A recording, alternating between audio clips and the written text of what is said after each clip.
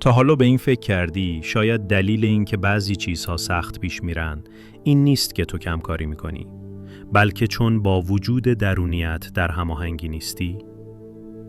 وجود درونیت، وجود واقعیت، منبع انرژی یا خدا فرقی نمیکنه چه اسمی روش بذاری.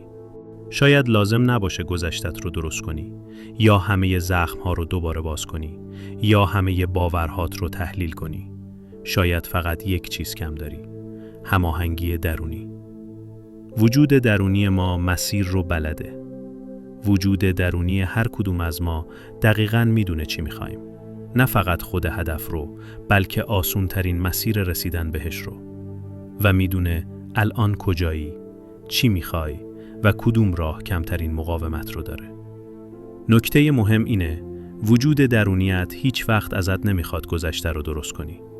نمیگه برگرد اونجا رو حل کن، زخم‌ها رو باز کن، خودتو سرزنش کن. فقط خیلی آروم میگه از این طرف بیا. چرا لازم نیست گذشته رو درست کنیم؟ خیلی ها فکر میکنن برای تغییر باید گذشته رو بررسی کنن، خاطرات دردناک رو دوباره زنده کنن یا خودشون رو اصلاح کنن. اما حقیقت اینه، تو نمیتونی چیزی رو که زندگی کردی زندگی نکرده کنی و اصلاً لازم هم نیست. هر تضادی که تجربه کردی باعث شد بدونی چی میخوای. هر درد یک خواسته جدید ساخت و اون خواسته الان فعاله و داره تو رو صدا میزنه. وقتی مدام به مقاومت نگاه میکنی، داری همون مقاومت رو فعال نگه میداری. اما وقتی توجهت رو ازش برمیداری، قدرتش کم رنگ میشه و کم کم از بین میره. احساسات سیستم هدایت تو هستن. احساسات تصادفی نیستن. اونا قطب نمای درونی تو هستن. احساس آرامش یعنی در هماهنگی هستی. احساس فشار یعنی در ناهماهنگی هستی. شادی یعنی در مسیر هستی. و خشم یا اضطراب یعنی تمرکزت رفته روی مقاومت. احساس بد داشتن نشونه مشکل داشتن تو نیست. فقط داره میگه توجه جای درستی نیست. و یادت باشه وقتی در هماهنگی هستی همه چیز سبکتر حس میشه. قانون فقط یکیه. نه قانون تنبیه داریم، نه قانون توبه، نه قانون پاک کردن گذشته. تنها قانون زندگی قانون جذبه. قانونی که به ارتعاش همین لحظه تو جواب میده. نه به دیروزت، نه به پشیمونیات، نه به تحلیلات. تو در اصل وجودت عشق و آرامشی. در جریان و در حال گسترشی. هر وقت حسی غیر از این داری، یعنی موقتاً از حقیقت خودت فاصله گرفتی. یا ناخودآگاه خلق میکنی یا آگاهانه. بیشتر آدما ناخودآگاه خلق میکنن.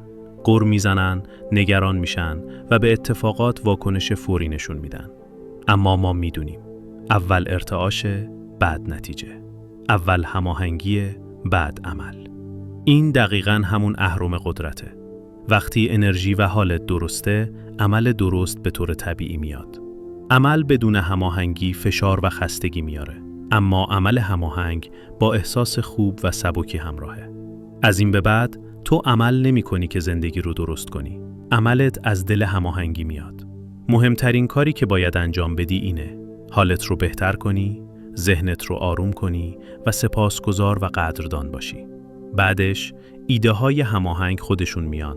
زمانبندی درست میشه و آدم‌ها و شرایط درست سر راهت قرار میگیرن. هماهنگی چیز عجیبی نیست. خیلی ساده است. این حالو دوست دارم. حس خوبی داره. قدرشو میدونم. امروز احساس سبکی میکنم. همین فکرهای ساده شیر جریان رو باز میکنن. لازم نیست زور بزنی. لازم نیست بجنگی. جهان خراب نیست. تو نیومدی چیزی رو درست کنی. فقط باید هماهنگ شی. وقتی با خود واقعیت و وجود درونت هماهنگ میشی، احساس سبکی، آرامش و وضوح میکنی. و وقتی در هماهنگی هستی، با جریان زندگی حرکت میکنی. هماهنگی درونی پایه اصلی خلق آگاهانه است. اگه این ویدیو برات مفید بود، با سابسکرایب همراه این مسیر شو.